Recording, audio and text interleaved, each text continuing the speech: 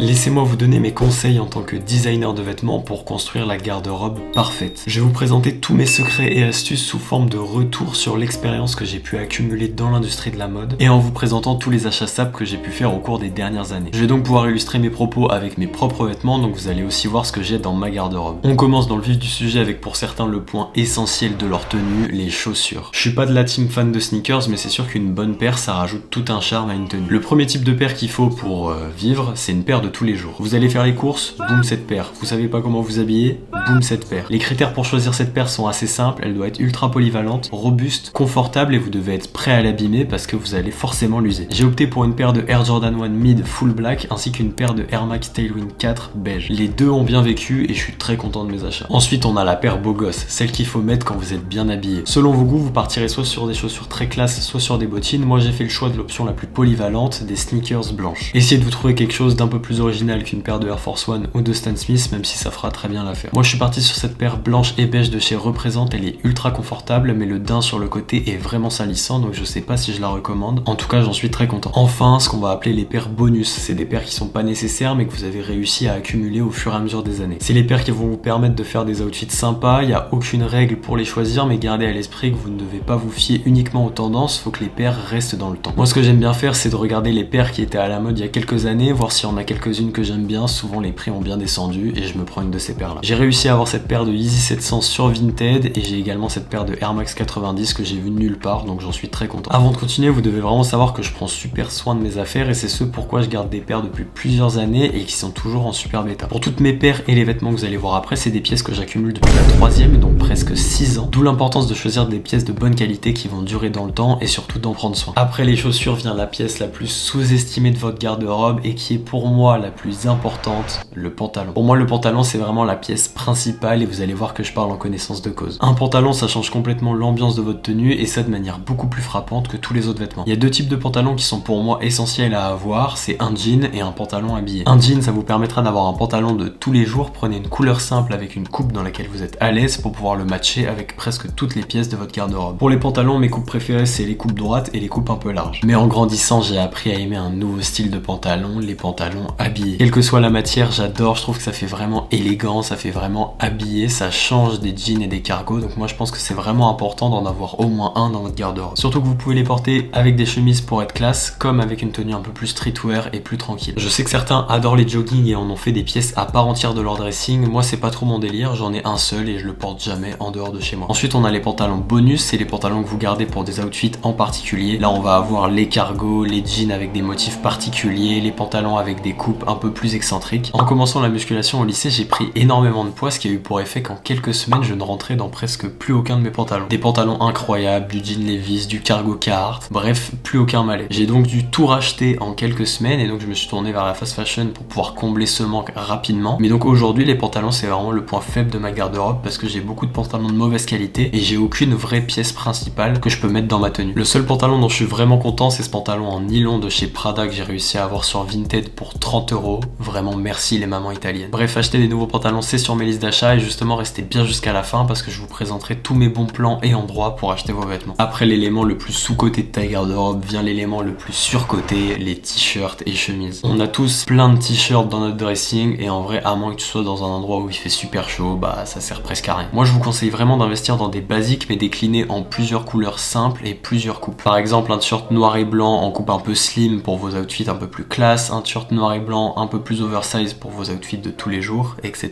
etc. Et une fois que vous aurez vos basiques, et ben là vous pourrez vous prendre des t-shirts un peu plus extravagants avec des couleurs, avec des motifs pour faire des outfits spécifiques. Ceux de Pals sont très bien, il y a un grammage super élevé et ils vous tiendront super longtemps. C'est ma marque de vêtements. Vous pouvez vous inscrire sur le lien en description pour être les premiers avertis dès que des nouvelles pièces seront disponibles. Le débardeur c'est également une pièce que j'ai ajoutée à ma garde-robe cet été, celui-ci vient de chez Pals aussi. Je suis vraiment impressionné par la polyvalence de cette pièce, on peut la porter avec un short comme un pantalon habillé en été ou en hiver. Donc si vous êtes à l'aise avec le fait de porter des débardeurs, je vous recommande vraiment d'investir dans un bon débardeur. Pour les chemises, je dois dire que je suis pas vraiment maître en la matière, j'ai juste récupéré des chemises qui appartenaient à mes grands-parents, mais en tout cas si vous avez une chemise blanche et une chemise noire, ça tiendra pour presque toutes les occasions. Et pour l'été, j'ai cette chemise manche courte en tissu épais que j'aime beaucoup, elle me sert aussi pour faire des outfits au printemps et en automne. On arrive maintenant sur la partie préférée de beaucoup de monde, les hauts. Alors là, il y en a pour tous les goûts, du hoodie au gilet en fourrure, vous trouverez forcément votre bonheur. Le mieux pour commencer, c'est d'avoir une base de pull dans des couleurs ultra ultra simple à porter pour pouvoir vraiment faire tourner vos outfits. Du noir, du bleu marine, du beige, des couleurs vraiment basiques. Pour ce qui est du type de pull, crewneck, hoodie, vous prenez ceux avec le quoi vous êtes le plus à l'aise. Moi je sais que je préfère les hoodies, certains aiment pas du tout la capuche, ils préfèrent avoir des crewnecks. Vous prenez ce que vous préférez. C'est important que vous choisissiez vraiment les vêtements que vous portiez parce que derrière, prendre un hoodie pour prendre un hoodie et vous le portez jamais parce que vous aimez pas la capuche, ça sert à rien. Prenez des vêtements que vous porterez. Essayez d'avoir 2-3 pulls qui peuvent tourner avec presque toute votre garde-robe et ensuite faites-vous plaisir. Le reste de mes pulls c'est souvent des pièces qui passent que avec certains autres vêtements, ils sont pas très polyvalents, mais c'est important d'avoir des pièces comme ça parce que ça va vous permettre de vraiment démarquer votre style et de sortir du lot. Vous voyez, moi j'ai pas mal de hauts dans des styles complètement différents et ça me permet de construire des outfits précis pour chaque moment et pas d'à chaque fois être habillé comme un PNJ. C'est maintenant au tour de mes vêtements préférés, ceux que je préfère dans ma garde-robe, les vestes et manteaux. Ça peut vraiment être la cerise sur le gâteau pour clôturer une tenue ou en être la pièce principale. Moi en tout cas c'est ce que je préfère porter. Pour commencer, le manteau d'hiver. Je vous recommande vraiment d'investir dans une bonne doudoune ou un bon manteau d'hiver plutôt que d'en racheter chaque année. Au final ça vous reviendra à moins cher. Moi j'ai eu la chance de trouver cette doudoune Burberry à 130 € sur Vinted. Je l'ai depuis 4 ans et elle est en super bêta. Donc je compte bien la garder encore de nombreuses années. En plus on peut enlever les manches donc ça me fait 2 pièces en un.